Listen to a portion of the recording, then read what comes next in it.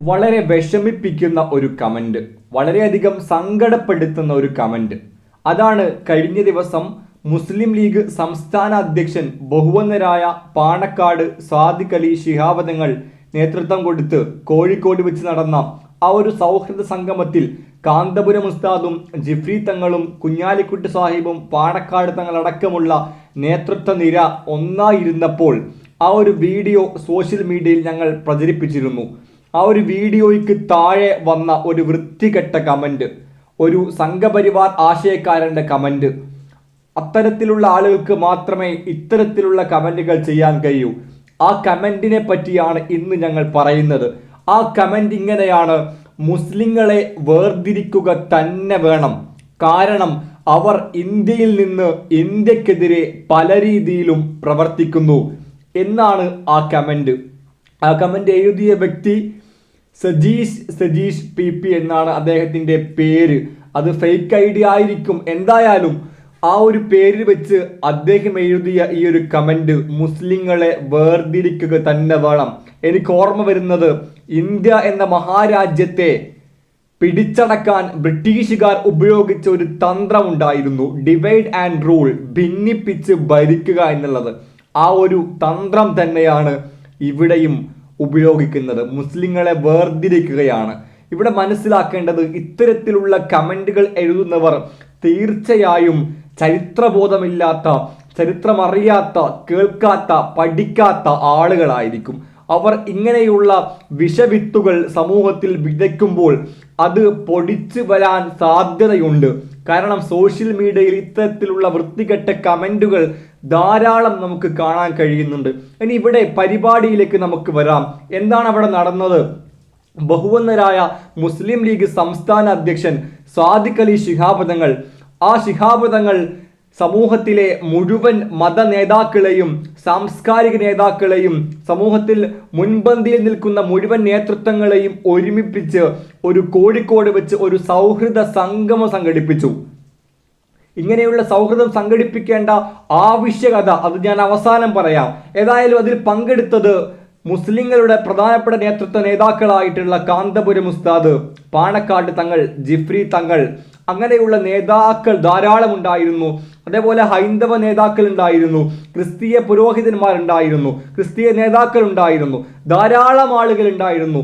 അതിൽ കലാപരമായ മുൻപന്തിയിൽ നിൽക്കുന്ന ആളുകൾ ഉണ്ടായിരുന്നു.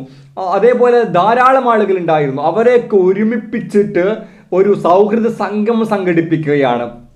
അങ്ങനെ സൗഹൃദ സംഗമം സംഘടിപ്പിച്ച് ഈ രാജ്യത്തെ എല്ലാവരും ഭിന്നിക്കുകയല്ല, നമ്മൾ ഒന്നാണെന്ന തിരിച്ചറിവ് നൽകുകയാണ്.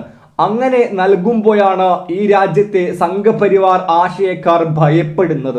അവർ ഭയപ്പെടുന്നത് എല്ലാവരും ഒന്നായാൽ ഏറ്റവും കൂടുതൽ പ്രയാസമുണ്ടാവുക, ഏറ്റവും കൂടുതൽ ബുദ്ധിമുട്ടുണ്ടാകുക സംഘപരിവാർ ആശയക്കാരാണ്. അവർ ചരിത്രത്തെ വളച്ചൊടിച്ച് ഇല്ലായ്മകൾ, ഒരുപാട് കെട്ടുകഥകൾ പ്രചരിപ്പിച്ച് ഈ രാജ്യത്തെ മുസ്ലിങ്ങളെയും ഹിന്ദുക്കളെയും തമ്മിലടിപ്പിക്കാൻ ശ്രമിക്കുന്നു. അതാണ് സംഘപരിവാർ ആശയക്കാർ ചെയ്യുന്നത്. ഇത്തരത്തിലുള്ള ഒരു ഭിന്നിപ്പിക്കലിന്റെ ഭാഗമായിട്ട് അവർ സോഷ്യൽ മീഡിയയിൽ ഒരു ഗ്യാങ് തന്നെ അവർക്കുണ്ട്. കാരണം പല വീഡിയോയ്ക്ക് താഴെയും വന്ന് കമന്റ് ഇടുന്ന ഇത്തരത്തിലുള്ള സംഘപരിവാർ ആശയക്കാരെ നമുക്ക് തിരിച്ചറിഞ്ഞേ മതിയാവൂ. ഇത്തരത്തിലുള്ള കമന്റുകൾ നമ്മൾ കാണുന്ന സമയത്ത് തന്നെ നമ്മൾ മനസ്സിലാക്കേണ്ടത്, ഇവർക്ക് ജനാധിപത്യ ബോധമില്ല. ഇന്ത്യൻ ജനാധിപത്യത്തിന്റെ ഒരു വസ്തുവും ഇവർക്കറിയില്ല. ഇന്ത്യൻ ജനാധിപത്യ സംസ്കാരം എന്താണെന്നറിയില്ല. ഈ രാജ്യത്തെ മുസ്ലിങ്ങളും ഈ രാജ്യത്തെ ഹിന്ദുക്കളും ഈ രാജ്യത്തെ ക്രിസ്ത്യാനികളും ബുദ്ധമതക്കാരും ജൈനമതക്കാരും മതമുള്ളവനും ഇല്ലാത്തവനും ഒക്കെ പരസ്പരം കൈകോർത്ത് നിന്ന് സ്നേഹത്തോടെ സാഹോദര്യത്തോടെ നേടിയെടുത്ത ഒരു സ്വാതന്ത്ര്യമാണ് ഇന്ത്യ മഹാരാജ്യത്തിൻ്റെത്. ആ സ്വാതന്ത്ര്യം നേടുന്ന സമയത്ത് ഈ രാജ്യത്തെ ഭരിക്കാൻ വന്ന ബ്രിട്ടീഷുകാരുടെ ചെരുപ്പ് നക്കിയവർക്ക് ഒരു പക്ഷേ ഇന്ത്യ എങ്ങനെയായിരുന്നു, ഈ രാജ്യത്തെ മുസ്ലിങ്ങൾ ഇന്ത്യ മഹാരാജ്യത്തിന് വേണ്ടി എന്ത് ചെയ്തു എന്നറിയില്ല, ഈ രാജ്യത്തെ ഹൈന്ദവ സുഹൃത്തുക്കൾ എന്ത് ചെയ്തു എന്നറിയില്ല. അവർ അപ്പോഴും ചെരുപ്പ് നക്കുകയായിരുന്നു. ഇത്തരത്തിലുള്ള ആളുകളാണ് ഇപ്പോഴും പറയുന്നത് ഈ രാജ്യത്തെ സമൂഹത്തെ ഭിന്നിപ്പിക്കണമെന്ന്.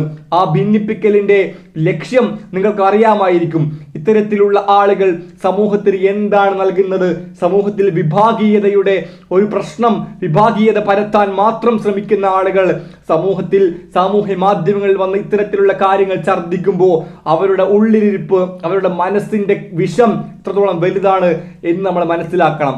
എനിക്ക് തോന്നുന്നത് അദ്ദേഹം ഒരു മതവിശ്വാസി അല്ല എന്നുള്ളതാണ്. കാരണം അദ്ദേഹം പറഞ്ഞതിന്റെ അവസാന ഭാഗം നമ്മളൊന്ന് കൂർപ്പിച്ച് വായിക്കണം. ഇന്ത്യയിൽ നിന്ന് ഇന്ത്യക്കെതിരെ പല രീതിയിൽ പ്രവർത്തിക്കുന്നവരാണ് മുസ്ലിങ്ങൾ എന്നാണ് അദ്ദേഹം പറയുന്നത്. അദ്ദേഹത്തിന് ഈ രാജ്യത്തെ മുസ്ലിങ്ങളെ പറ്റിയിട്ട് ഒന്നും അറിയില്ല. ഈ രാജ്യത്തെ മുസ്ലിങ്ങൾ ഈ രാജ്യത്തിന് വേണ്ടി ചെയ്ത കാര്യങ്ങളെ പറ്റിയിട്ടും ഒന്നും അറിയില്ല. അദ്ദേഹത്തിന്റെ മനസ്സ് മുഴുവനും വിഷമായത് കൊണ്ട് ചരിത്രം പഠിക്കാൻ അദ്ദേഹത്തിന് സമയം കിട്ടിയിട്ടുമില്ല. അതുകൊണ്ട് നമ്മൾ മനസ്സിലാക്കേണ്ടത്, ഈ രാജ്യത്തെ മുസ്ലിം സമൂഹം ഈ രാജ്യത്തിന് വേണ്ടി എന്ത് ചെയ്തു എന്ന് നിങ്ങൾക്കറിയണമെങ്കിൽ ഒരുപാട് പുസ്തകങ്ങൾ, ചരിത്ര പുസ്തകങ്ങൾ നമുക്ക് മുമ്പിലുണ്ട്. അതൊന്ന് എടുത്ത് സഹോദര ഒന്ന് വായിച്ചു നോക്കുക, പഠിക്കുക, എന്നിട്ട് മനസ്സിലാക്കുക. ഈ രാജ്യത്തെ സ്വാതന്ത്ര്യത്തിന് വേണ്ടിയിട്ട് ജാതിക്കപ്പുറം, മതത്തിനപ്പുറം, ഭാഷാ വൈപുല്യങ്ങൾക്കപ്പുറം ഒക്കെ പരസ്പരം സാഹോദര്യത്തോടെ നിന്നുകൊണ്ട് ബ്രിട്ടീഷുകാരെ പോരാടാൻ ആ സമയത്ത് ഹിന്ദുക്കളും ഞങ്ങൾ ഹിന്ദു ആണെന്നോ, ഞങ്ങൾ മുസ്ലിം ആണെന്നോ, ഞങ്ങൾ ക്രിസ്ത്യാനിയാണെന്നോ, ഞങ്ങൾ ബുദ്ധമതക്കാരാണെന്നോ, ഞങ്ങൾ സിഖുകാരാണെന്നോ, അങ്ങനെയൊന്നുമല്ല ഈ രാജ്യത്തെ ജനങ്ങൾ പറഞ്ഞത്. ഞങ്ങൾ ഇന്ത്യക്കാരാണ് എന്നതാണ് അവർ പറഞ്ഞത്. അവർ ജാതി നോക്കിയിട്ടില്ല, മതം നോക്കിയിട്ടില്ല, ഭാഷ നോക്കിയിട്ടില്ല. പകരം അവർ നോക്കിയത് ഇന്ത്യ എന്നാണ്. ഇന്ത്യ. അല്ലാമ ഇക്ബാൽ പറഞ്ഞൊരു കാര്യമുണ്ട്. ഇന്ത്യയെ പറ്റി അദ്ദേഹം പറയുന്നത് ഇന്ത്യ ഒരു പൂന്തോട്ടം എന്നാണ്. ധാരാളം വ്യത്യസ്തങ്ങളായ നിറങ്ങളും വ്യത്യസ്തങ്ങളായ മണങ്ങളുമുള്ള പൂന്തോട്ടം. അതേപോലെ ഇന്ത്യ ധാരാളം വ്യത്യസ്തങ്ങളായിട്ടുള്ള ഒരുപാട് മതങ്ങൾ, ഒരുപാട് സംസ്കാരങ്ങൾ, ഒരുപാട് ഭാഷകൾ, ഇതൊക്കെയുള്ള കൂടിച്ചേരലിന്റെ പേരാണ് ഇന്ത്യ. അത്തരത്തിലുള്ള ഇന്ത്യ രാജ്യത്തെ മതത്തിന്റെ പേര് പറഞ്ഞ് വർഗീയമായി ചിത്രീകരിച്ച് ഈ രാജ്യത്തിന്റെ സുന്ദരമായ പൈതൃകത്തെ, സുന്ദരമായ സംസ്കാരത്തെ ഇല്ലായ്മ ചെയ്യാൻ ശ്രമിക്കുന്ന സംഘപരിവാർ ആശയക്കാരുടെ ഇത്തരത്തിലുള്ള നുണപ്രചരണങ്ങൾ നമ്മൾ തിരിച്ചറിഞ്ഞേ മതിയാകൂ. ഇതിനെതിരെ പ്രതികരിച്ചേ മതിയാകൂ. ഇത്തരത്തിലുള്ള ആളുകൾ സോഷ്യൽ മീഡിയയിൽ വന്നിട്ട് ഇതേപോലുള്ള കമന്റുകൾ പോസ്റ്റ് ചെയ്യുമ്പോൾ ഒരു കാര്യം നമ്മൾ മനസ്സിലാക്കേണ്ടതുണ്ട്. ഇന്ത്യയുടെ ദേശീയതയെ തിരിച്ചറിയുന്നത് ബ്രിട്ടീഷ് വിരുദ്ധ സമരത്തിലൂടെയല്ല, ബ്രിട്ടനെതിരായ സമരമല്ല, സാമ്രാജ്യത്വ വിരുദ്ധതയുമല്ല. ഇന്ത്യൻ ദേശീയതയുടെ ആധാരം അത് ഭാരതത്തിന്റെ സാംസ്കാരിക മൂല്യങ്ങളാണ്. എന്നാൽ ആ സവർക്കറിന്റെ ഭാരതത്തിന്റെ സാംസ്കാരിക മൂല്യങ്ങളിൽ ഇസ്ലാമില്ല, ബുദ്ധമതമില്ല, ജൈനമതമില്ല, വർദ്ധമാന മഹാവീരനില്ല, വന്നു ചേർന്ന നൂറുകണക്കിന് ആയിരക്കണക്കിന് സംസ്കാരങ്ങളില്ല, ഉറുദുവില്ല, മുഗൾ കലയില്ല. ഇതൊന്നുമില്ലാത്ത ഒരു ഭാരതം സങ്കല്പിക്കപ്പെടുന്നു.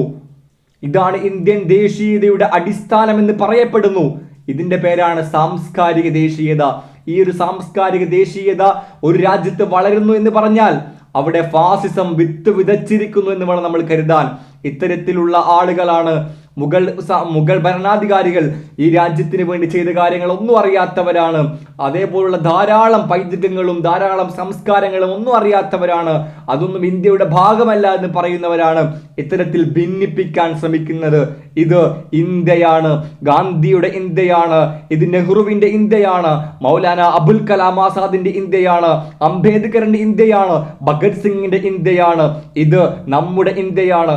ഇത് ഈ ഒരു രാജ്യം മതത്തിന്റെ പേരിൽ ഭിന്നിപ്പിക്കാനും കീറി മുറിക്കാനും ശ്രമിക്കുന്ന ആളുകൾ മനസ്സിലാക്കേണ്ടത് ഇത് നാനാത്വത്തിൽ ഏകത്വം എന്ന് പറയുന്ന മഹാരാജ്യമാണ്. ഈ രാജ്യത്ത് മതത്തിന്റെ പേരിൽ ആളുകളെ ഭിന്നിപ്പിക്കാൻ ശ്രമിക്കുന്നത് അപകടമാണ്. ഈ രാജ്യത്തെ ജനാധിപത്യ വിശ്വാസികൾ അതിന് സമ്മതിക്കില്ല. സോഷ്യൽ മീഡിയയിൽ പരസ്പരം വർഗീയത സൃഷ്ടിക്കുന്ന ഇത്തരത്തിലുള്ള കമന്റുകൾ, ഇത്തരത്തിലുള്ള പോസ്റ്റുകൾ, വീഡിയോകൾ പരമാവധി ഒഴിവാക്കുക. കാരണം സുഹൃത്തെ, ഇത് ജനാധിപത്യ ഇന്ത്യയാണ്.